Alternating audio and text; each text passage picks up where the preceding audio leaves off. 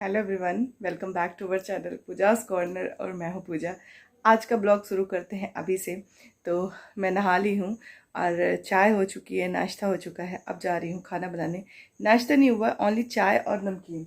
हमारे यहाँ ना मॉर्निंग में चाय और नमकीन ज़रूर खाते हैं, और जिसको मैं स्किप करना चाहती हूँ पर हो नहीं पा रहा है, तो कोशिश करती हूँ, देखती हूँ कब तक में होता है। अब अभी मैं जा रही हूँ कुछ बनाने, तो देखती हूँ फ्रिज में क्या रखा है और फिर स्टार्ट करती हूँ खाना बनाना। मम्मी ने सब्जी बना दी है, आगे मैं देखती हूँ।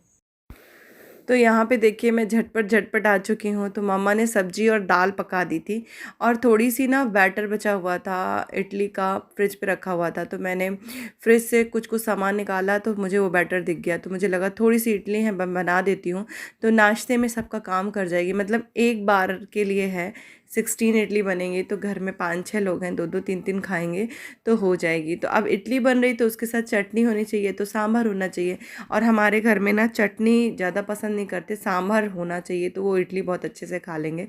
तो मैंने थोड़ा सा इसमें कढ़ाई में ना थोड़ा सा तेल डाल के और फ्राई कर दिया है ऐसे ही, प्याज और मिर्च।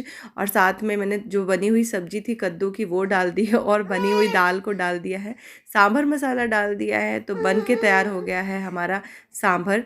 और आपको काव्यांश की आवाज़ भी आ रही होगी, क्योंकि काव्यांश तो वॉइस ओवर कराने में साथ में ही रहते हैं, तो अभी साथ में हैं। और उसके साथ मैंने कद्दू की सब्ज़ी बनी थी ना, तो पूड़ी बना दी है।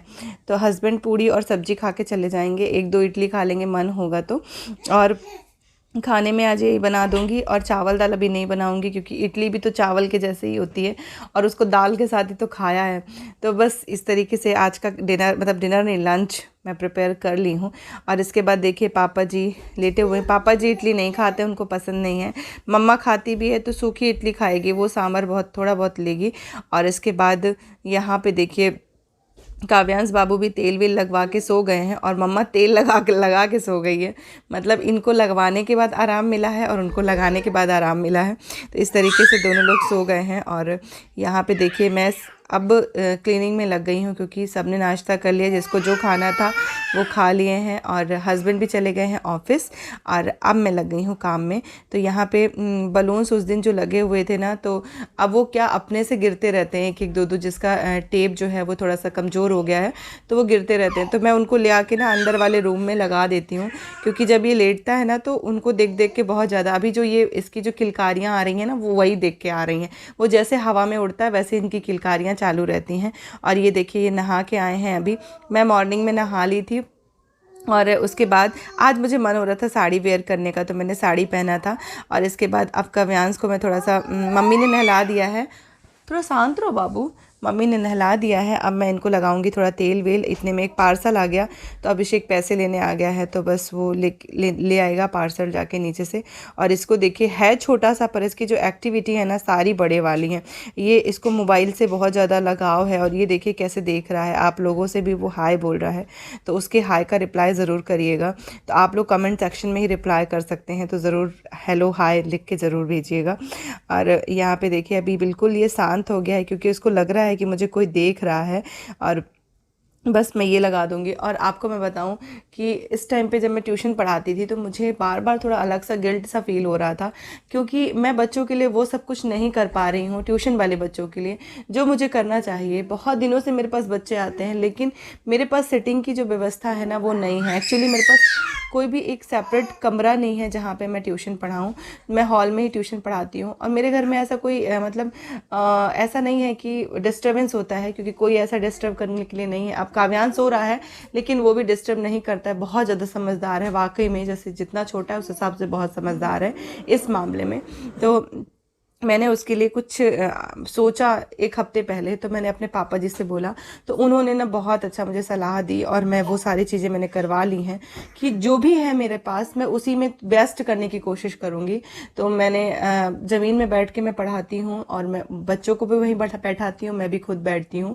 और इसीलिए मैंने ऐसी सेटिंग बना दी है कि बच्चे नीचे ही बैठेंगे, लेकिन उनको जो रखने का जो एक वो नहीं मिल रहा था ना, उसके लिए मैंने टेबल बनवाई है। तो वही टेबल अभी बड़ा ही अंकल लेके आए हैं, तो बस वो उनको मैं दिखा रही हूँ कि मुझे ऐसा ऐसा चाहिए था, और बिल्कुल बिल्कुल करेक्ट बनी है, जैसा मैं चाह रही थी बिल्कुल वैसा ही बनी है।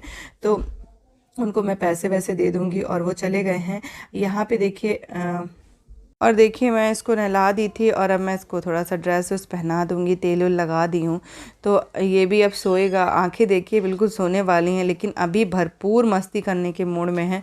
तो मेरे से तो ये संभलता नहीं है। पापा मम्मी रहते हैं तो बहुत इसको संभाल लेते हैं, और मैं कभी कभी सोचती हूँ कि मैं अकेले यदि इसको हैंडल करती तो शायद ही मैं बहुत अच्छे से इसकी केयर कर पाती, क्योंकि बहुत सारे काम होते हैं घर में, आप लोगों को भी पता है, और साथ में बच्चे को संभालना अकेले बहुत मुश्किल होता है।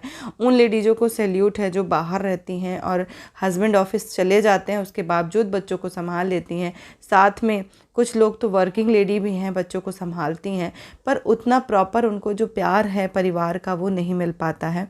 तो मेरे लिए तो बहुत अच्छा है कि मेरे पापा मम्मी हैं। और यहाँ पे देखिए अब उसको पापा जी सुलाने आ गए हैं।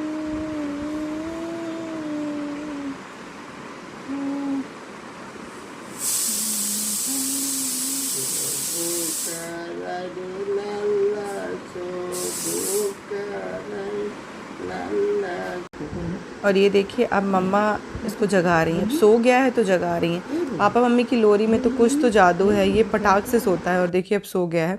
और ये वो टेबल्स हैं जो मैंने बनवाई हैं, ये मैंने नीचे में ही बहुत अच्छी सिटिंग बना दी है बच्चों के लिए। वो अच्छे से प्रॉपर कॉपी रख के लिख सकते हैं। और बच्चों को भी ना ज़मीन में बैठने में बहुत अच्छा लगता है, क्योंकि वो स्कूल में 6-7 घंटे टेबल में बैठे बैठे थक जाते हैं, और इसमें आराम से पालथी मोड़ के कभी पैर फैला के आराम से लिख सकते हैं और आराम से पढ़ सकते हैं।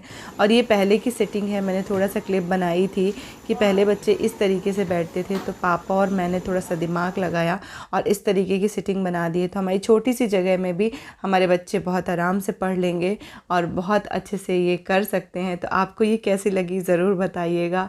चैनल पे नए हैं तो सब्सक्राइब कर लीजिएगा। और वीडियोस को यदि आपने वॉच किया है पूरा, तो मैंने कई बार कमेंट्स भी किए हैं। यदि आपके पास छोटे बच्चे हैं जिनको मैथ से रिलेटेड कोई प्रॉब्लम आ रही है, तो आप कमेंट सेक्शन में ज़रूर लिखिए, मैं ज़रूर उसका रिप्लाई दूँगी। Thank you for watching.